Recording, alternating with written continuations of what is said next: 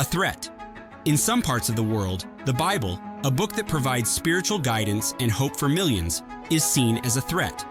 In these regions, owning, reading, or distributing the sacred text is not just discouraged, it's illegal.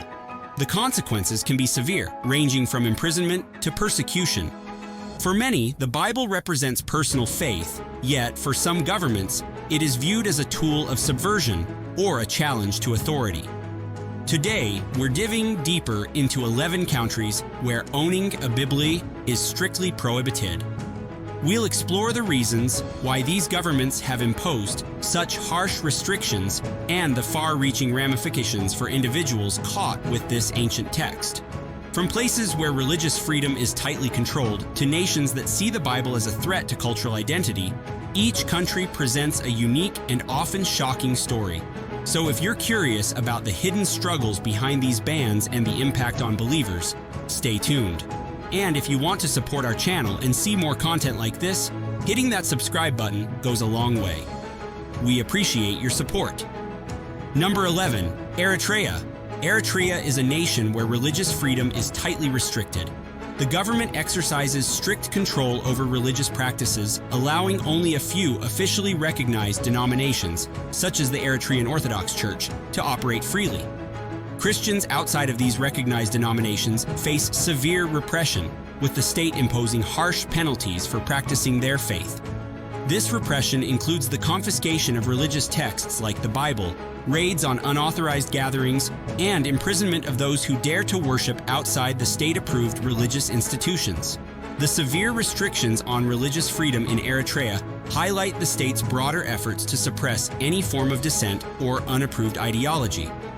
For Christians in Eritrea, the simple act of possessing religious materials can lead to dire consequences.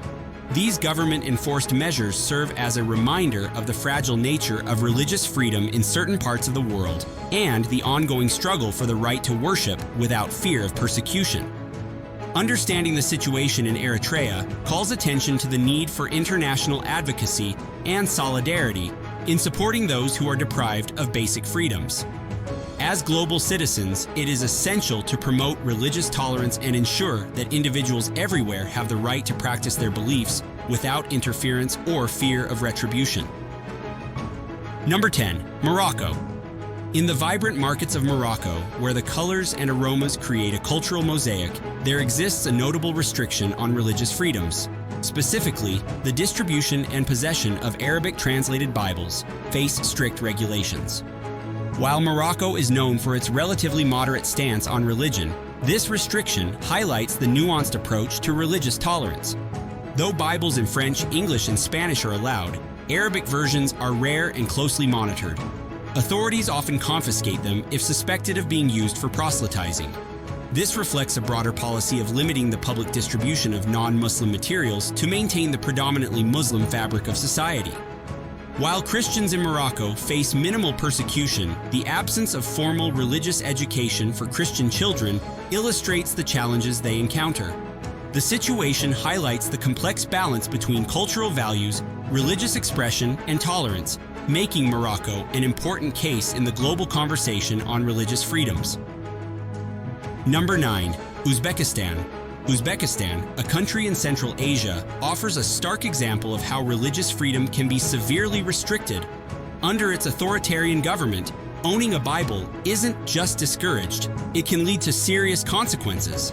The authorities keep tight control over religious activities, with harsh penalties for those found with Christian scriptures. In some cases, authorities raid homes under false pretenses. One such raid was supposedly to search for a weapon, but officers ended up confiscating and destroying a Bible instead. In another incident, a person who openly admitted to reading Christian literature had their home searched, and their religious texts were seized and destroyed. These actions reveal the government's extreme efforts to suppress religious materials not approved by the state. For people in Uzbekistan, simply owning a Bible can put them at great risk, showing how dangerous it is to explore faith freely in this environment. While many around the world enjoy the freedom to practice their religion, Uzbekistan's people face a much harsher reality. Their struggle for religious freedom serves as a reminder that the fight for basic rights is far from over. By raising awareness and standing with those who are persecuted, we can support the global movement for religious liberty and human rights. Number 8. Maldives.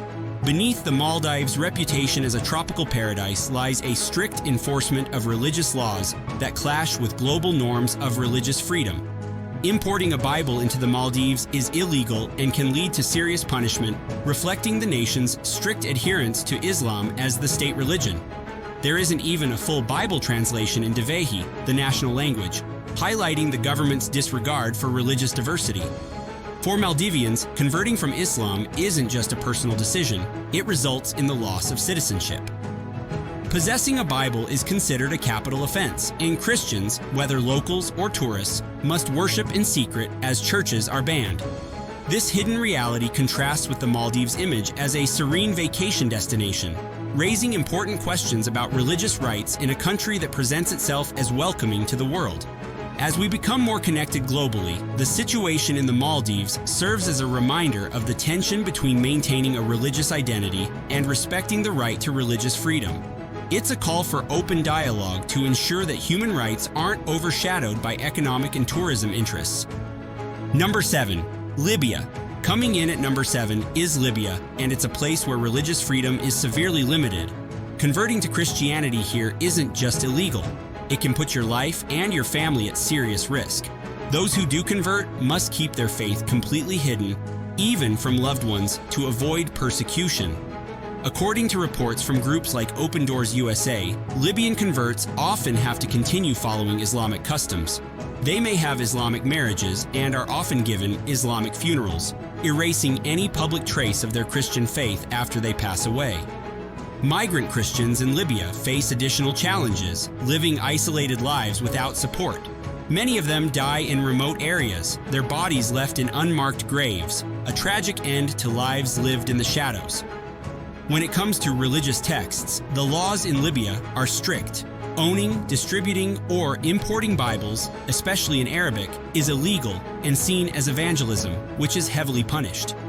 This ban is part of the government's effort to maintain religious uniformity and suppress any diversity. Libya's situation is a stark reminder that religious freedom is not guaranteed everywhere. It's a call for those of us in freer societies to value and protect our rights. It also emphasizes the need for global advocacy and support, promoting understanding and dialogue across different belief systems. By highlighting the struggles faced by Christians in places like Libya, we can contribute to a larger conversation about religious tolerance and work toward a world where everyone can practice their faith openly. Number 6. Somalia. Somalia, in the Horn of Africa, is a stark example of extreme religious persecution. Islam is deeply ingrained in daily life, and any deviation from it is harshly suppressed. Christians, a small and vulnerable minority, must hide their faith to avoid violent repercussions from both radical groups and the government. Owning a Bible can bring life-threatening consequences. In Somalia, Islam is the only accepted religion, and this message is reinforced in mosques and schools. Converts from Islam to Christianity are seen as traitors and face severe punishments, including social exclusion, violence, or even death. This harsh reality isn't just about religion, it's a violation of basic human rights. Somalia's situation highlights the importance of religious freedom and calls for international attention. By shining a light on the plight of Somali Christians, we hope to inspire efforts toward fostering religious tolerance and protecting those persecuted for their beliefs. Number 5. Yemen. Yemen, already devastated by war and a humanitarian crisis, faces even more challenges for its Christian minority. Aid distribution, controlled by local leaders, is often influenced by religious bias. As a result, Christians are frequently left out or placed last when it comes to receiving vital resources like food and medical supplies. On top of this, Christians in Yemen face severe restrictions in their private lives. Owning or carrying a Bible is illegal, making it difficult for them to openly practice their faith. This ban adds to the fear and isolation they experience in an already difficult situation. Yemen's struggles highlight the global need for religious tolerance and fair aid distribution. international efforts are crucial to ensuring that everyone, regardless of their faith, gets the help they need. By addressing these issues, we can make a real difference in the lives of those who are suffering and ensure that basic human rights are respected everywhere. Number 4.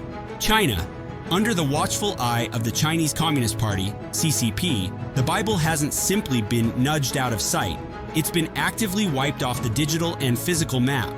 The CCP's ban on the Bible isn't limited to making it hard to find online. They've gone so far as to remove it from bookstores and even edit the text itself, slipping in quotes from President Xi Jinping where scripture once stood. For years, the CCP allowed the Bible to be distributed only through state-sanctioned churches, ensuring that religious teachings stayed neatly within government-approved boundaries. When the internet briefly opened a backdoor, making the Bible available online, it didn't take long for the government to slam it shut again. Major platforms like JD.com and Amazon CN, try searching for the Bible there now. You'll come up empty-handed. Religious study guides, perhaps. The Quran? Maybe.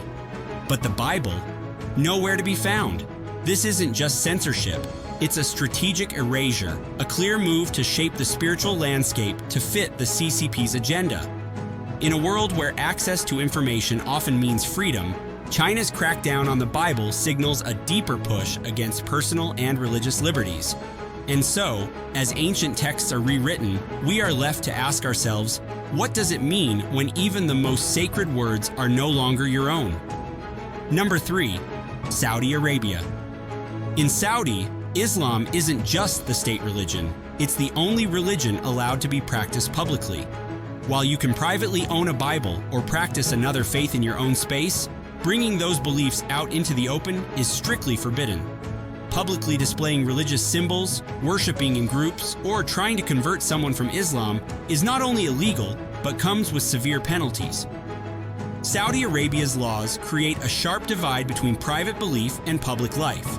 On one hand, the country maintains a strict religious identity, preserving cultural uniformity. On the other hand, this control stifles personal freedoms and raises ethical questions about the right to religious expression. For the rest of the world, Saudi Arabia's stance forces us to reflect on the tension between a nation's religious identity and global standards of human rights.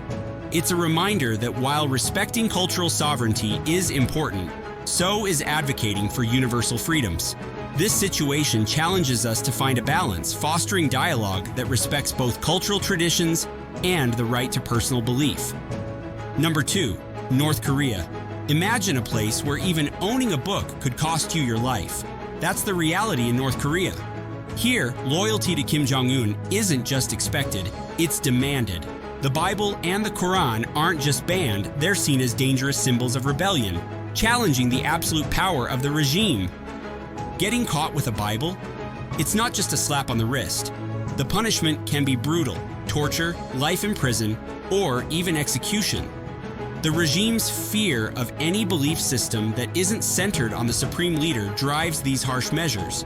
It's about maintaining control at the expense of personal freedom and basic human rights.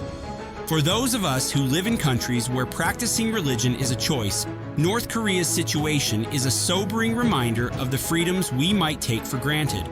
It's a call to action to raise awareness and support those who can't safely express their beliefs. Reflecting on the reality in North Korea pushes us to value our own rights and advocate for those who don't have that luxury.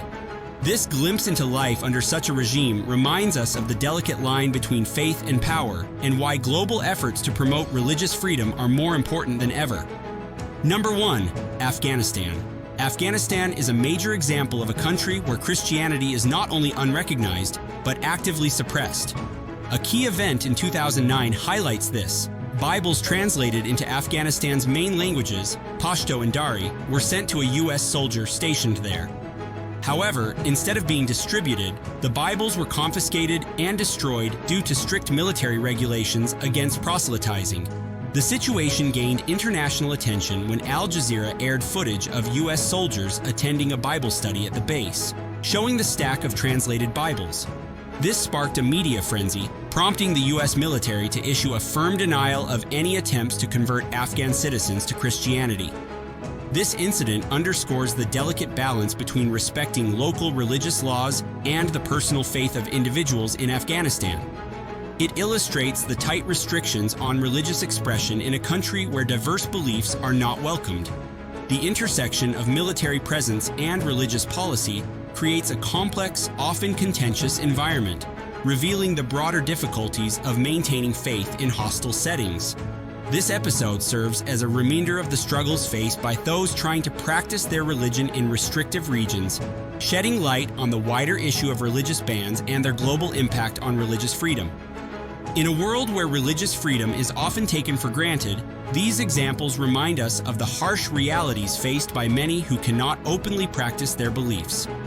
From Eritrea to Afghanistan, strict laws, persecution, and government control suppress the right to own or share a Bible, with severe consequences for those who defy these bans. These restrictions not only target personal faith, but also highlight broader struggles for human rights in regions where diverse religious expressions are viewed as threats. The stories of these 11 countries serve as a call for global awareness and action.